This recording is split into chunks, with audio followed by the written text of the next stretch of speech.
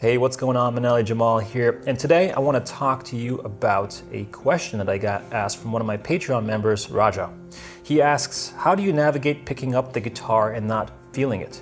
I've often tried to push through that feeling, successfully and otherwise. However, more often than not, I've associated the label of being in a rut after a few failed attempts. When you have multiple pieces in the works, it seems like you are very patient with your expectations and are okay with shelving one and coming back to it later. Although these days I'm amazed by your prolific writing, I'd love to hear more about your mindset when so many unfinished pieces are in the works. I'd love to hear about how your mindset and process has evolved through the years. It's a really cool question, and it's, again, I love these deep kind of specific questions because it allows me to go deeper into myself and kind of look for those answers, because sometimes, I haven't really done the verbalizing of this sort of thing. So thank you for asking that. It allows me to kind of share my 2 cents on this topic. The first question was, how I navigate picking up the guitar and not feeling it. Part of aiming to be good at something is you have to do that task even when you don't feel like it. That's one of the hardest things, I think, for most people to wrap their minds over. If you're not feeling it, why even pick it up, right? A lot of people are probably thinking that. Why pick it up when you're not feeling it? Are you trying to torture yourself? No, but it's about discipline, right? And the discipline that you take to your craft on a daily basis will lead to inspiration. I can guarantee you that. That's happened to me so many times, and so many artists I know have a similar relationship with that. Really big artists, like successful artists that I know. It's very systematic. And again, when I say systematic, is that you write in your calendar, you're gonna play for an hour or two, regardless of how you feel. It's not about just doing the task, it's about showing up and actually sitting there and saying what you said you're gonna do. Because yesterday you were feeling inspired, and yesterday you were feeling, I need to get through this part of the specific song or the specific rut that I'm in with writing music. You just have to do it and develop that skill. It's a muscle like no other. And if you don't train that muscle, what happens to it, right? Atrophy. It doesn't really work the same way as well. So my question to you is, with this sort of thing, are you willing to put in that work on a daily basis to see those results?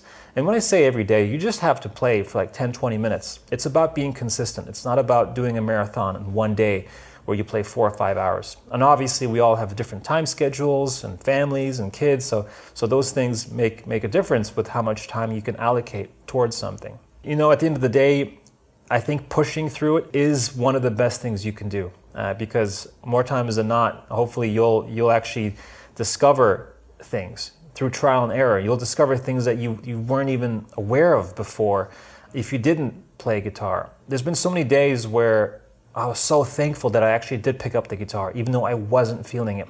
Trust me, I've been there, and I still am. Some days I'm just like, I don't feel like playing guitar. But like when I do play, an idea comes, and that idea turns into a song. And that song ends up doing really well out there in the world. So you have to always remember that and have that vision in the back of your mind if that's your goal. It's about consistency first and foremost, okay? Not about what your mood is like. Because your mood will change, I can guarantee you, once you start picking it up. That's just worked for me and so many other musicians that I know. This is a trait not unique to guitar or to music. This is a trait that's actually really prevalent, I think, in a lot of businesses too, and just showing up to what your vision is, regardless of what emotional mood you're in. And yeah, so I am totally okay with being patient with it, because I know it's not about how quickly I can get these songs out. That's never the goal. The goal is always just to have full expression of yourself through the craft. And in this sense, it's the guitar. And I'm perfectly okay with coming back to songs at a later time, because maybe I'm just not in the right headspace to finish the song. But that doesn't mean that I'm not going to pick up the guitar and write something else. You see, because in my phone, when I have those audio recordings of like just those countless musical ideas, I add a little note thing to each one of them, knowing what key it's in, if there was a capo being used, a potential song idea, and also timestamps. I mark the time where I'm like, that's gold, that's good, that sucks. I really just write the good stuff. I don't write the bad stuff, because why bother? And so a lot of my audio files have that written in there. So I know exactly when I listen to it, I don't want to listen to 20 minutes. I just want to listen to that one short little clip there that I could take that from and then now expand it. So usually what you'll see is I'll have like 20 different audio files from like the first one, the inception, the catalyst of it all. Then it'll keep getting refined. Every time I record, it'll just keep getting more and more and more until the very end you start seeing the actual full piece emerge. So that's kind of my approach, and I'm totally okay with just leaving those because, again, if it's not finished or if I'm not really resonating with that sound, because there is a thing such as overdoing it.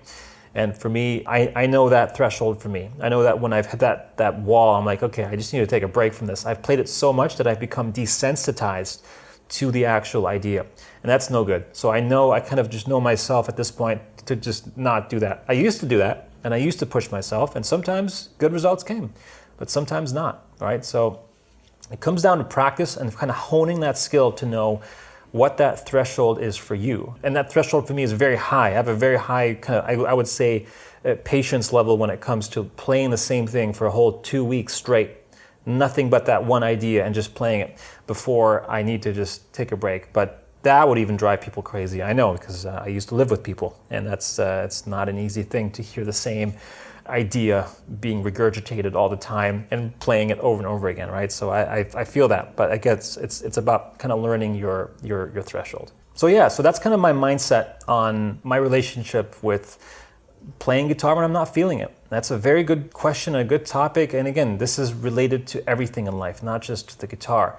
Because imagine if you take this work ethic, this ethic of like picking up the instrument regardless of how you're feeling, you're going to have an edge over all the other people who are not doing that. And I can almost guarantee you, everyone who's successful in their craft are picking up their craft or their tools to do their craft when they're not feeling it.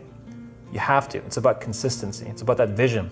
It's about that vision you have for yourself, because at the end of the day, you're going to be very thankful that you got up and you actually did that task. You'll feel much more fulfilled rather than not having picked it up at all, right? So you got to ask yourself, is the future me gonna like what I did if I didn't pick up the instrument? Right? That's what I always ask myself. And I'm constantly thanking the past me, because I'm like, I'm so glad you did the work, because now the future me can enjoy the benefits.